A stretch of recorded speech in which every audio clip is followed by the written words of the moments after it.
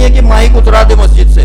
اور اگر ہم ایسے ہی رہے جیسے ہیں تو ابھی تو مائک اتارے جا رہے ہیں, کل دیکھنا مسجدوں میں نمازیں بھی بند ہو جائیں گی. کیونکہ ابھی آپ دیکھو نا, آج آپ سوچو اگر ہندو ویرودھ کر رہا ہے اذان کے لیے تو ہم کو ایک بات سمجھ میں آتی ہے کہ اس کو تکلیف ہے. سننا, بہت مدعے کی اور بہت پوائنٹ کی بڑی گہری بات بتا رہا ہوں. ہندو اگر اعتراض کر رہا ہے کہ اذان سے تو اس کو تکلیف ہم کو سمجھ میں آ رہی ہے کہ بھائی ہاں ٹھیک ہے صبح میں اذان ہوتی ہے, لیکن مسلمان کیوں ڈٹا ہوا ہے کہ نہیں ہم تو اذان دیں گے؟ آپ سوچ کے بتاؤ, کیا ہم نماز پڑھنے جاتے ہیں؟ کیا ہم اذان کا جواب دیتے ہیں؟ کیا ہم اذان کے ٹائم رک جاتے ہیں یا سوتے رہتے تو اٹھ کے بیٹھ جاتے ہیں؟ ہم تو ایسا کچھ بھی نہیں کرتے, الٹا ہم تو گنہگار ہوتے ہیں. اذان ہو رہی ہے, ہم بات کر رہے ہیں, اذان کے وقت جو بات کرے اس کو مرتے وقت کلمہ نصیب نہیں ہوگا, اور اس کو مرنے کے وقت بہت ممکن ہے کہ وہ کفر پہ مرے گا. تو اذان کی آواز آتی ہے تو ہمارے تو نقصان ہو رہا ہے, کیونکہ ہمارے عمل ایسے تو ہم کیوں بول رہے ہیں کہ بھائی ہم تو اذان دیں گے؟ تو بہتر یہ ہے کہ ہم اپنا سدھارا کریں, انشاءاللہ پھر. اور اللہ رب العزت کتنی جلدی مان جاتا ہے یہ پتا ہے آپ کو. اس کے آگے بہت گڑ گڑانا, بہت سچے دل سے, بس ایک توبہ, سچا دل سے ایک آنسو جب نکل جاتا ہے نا, اللہ رب العزت تمام گناہوں کو معاف کر دیتا ہے. لیکن توبہ ایسی ہونی چاہیے کہ اگلی مرتبہ میں یہ گناہ نہیں کروں گا, اگلی مرتبہ یہ گناہ نہیں کروں گا, اور انشاءاللہ دوسرے کو بھی کرتے دیکھوں گا تو میں اس کو منع کروں گا, محبت سے سمجھاؤں گا کہ بھائی یہ اذان کے پیچھے غیر قوم تو لگی ہوئی ہے, تو مسلمان ہو کے اس کا احترام نہیں کر رہا ہے, تو مسلمان ہو کے احترام نہیں کر رہا ہے, تو غیر قومیں تو اس پہ آئیں گی نا. موسیٰ علیہ السلام کے زمانے میں دیکھو اللہ رب العزت کتنی جلدی راضی ہو جاتا ہے, کتنی جلدی معاف کر دیتا ہے. موسیٰ علیہ السلام کے زمانے میں موسیٰ علیہ السلام کے دل میں اللہ رب العزت نے ایک بات ڈالی.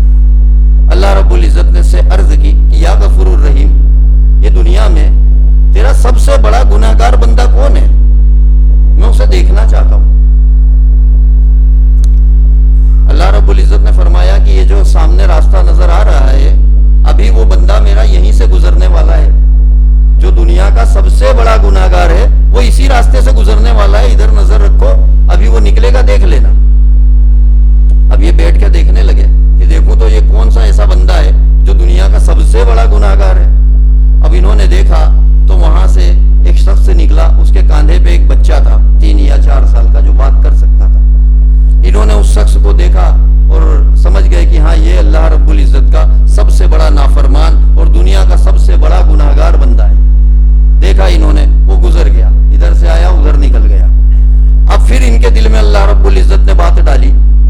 انہوں نے دوسرا سوال کیا کہ یا غفور الرحیم, تیرا ایسا کوئی بندہ ہے جس کے اعمال نامے میں ایک بھی گناہ نہ ہو, ایک بھی گناہ نہ ہو, صرف نیکیاں ہی نیکیاں ہو؟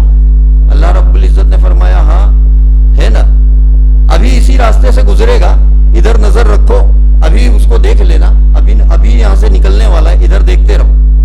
اب یہ بڑے منتظر ہو گئے کہ اللہ کے اس محبوب بندے کو دیکھوں جس کے اعمال نامے میں ایک بھی گناہ نہیں ہے, صرف نیکیاں ہی نیکیاں ہیں. اب یہ بڑے منتظر تھے کہ میں بھی دیکھ لوں اللہ کے اس محبوب بندے کو.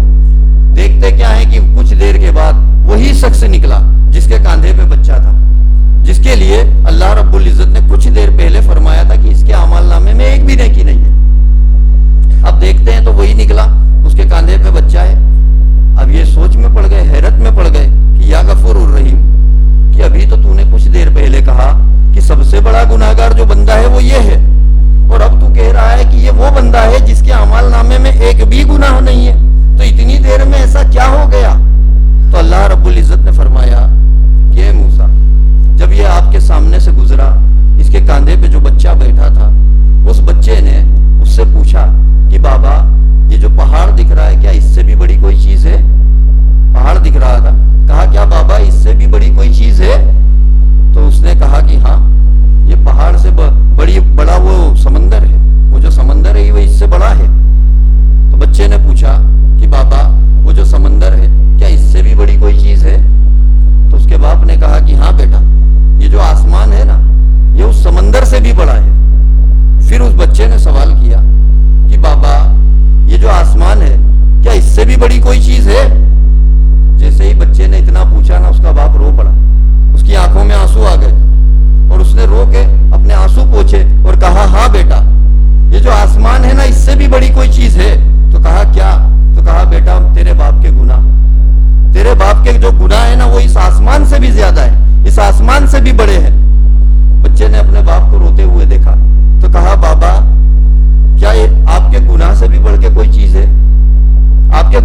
बड़ी कोई चीज है? तो उस बाप ने अपने आंसू पोंछे और कहा, हाँ मेरे रब की रहमत मेरे गुनाहों से भी बड़ी है।